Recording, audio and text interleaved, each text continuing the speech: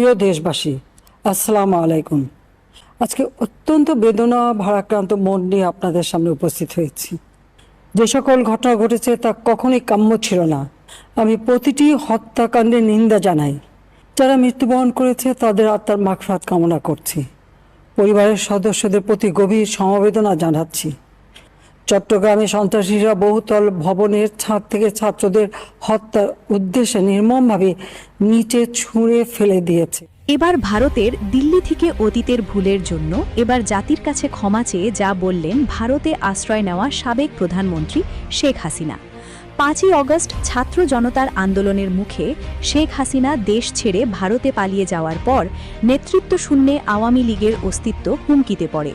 কিন্তু এবার ভারতের দিল্লি থেকে বর্তমান নির্বাচন নিয়ে এবং অতীতের ভুলের জন্য এবার ক্ষমা চেয়ে যা বললেন শেখ হাসিনা, তিনি বলেন, আজকে অত্যন্ত ভারাক্রান্ত মন নিয়ে আপনাদের মাঝে হাজির হয়েছি। এমন কিছু ঘটনা ঘটেছে যা কখনোই কাম্য ছিল না। আমি প্রত্যেকটা হত্যাকাণ্ডের নিন্দা জানাই। চট্টগ্রামে বহুতল ভবনের ছাদ থেকে ছাত্রদের হত্যার উদ্দেশ্যে নির্মমভাবে নিচে ছুঁড়ে ফেলে দিয়েছিল। এতে আমাদের কোনো হাত ছিল না। এটা ছিল পরিকল্পিত মাস্টারমাইন্ড দ্বারা হত্যাকাণ্ড। তারা হত্যাকাণ্ড ঘটিয়ে তারা আওয়ামী লীগের ওপর সেই দায় চাপিয়ে দিচ্ছে এবং তারা সেই দায় চাপিয়ে বেশ সফল হয়েছে। এবং যেসব ঘটনা ঘটেছে মানুষের হৃদয়ে অনেক রক্তক্ষরণ হয়েছে, যা খুবই বেদনাদায়ক ও দুঃখজনক।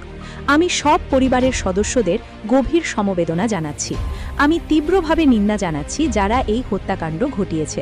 আমি সেই হত্যাকাণ্ডের সুষ্ঠু ও ন্যায় বিচারের সাথে নিরপেক্ষভাবে তদন্তের জন্য আমি জাতিসংঘের কাছেও আবেদন করেছি।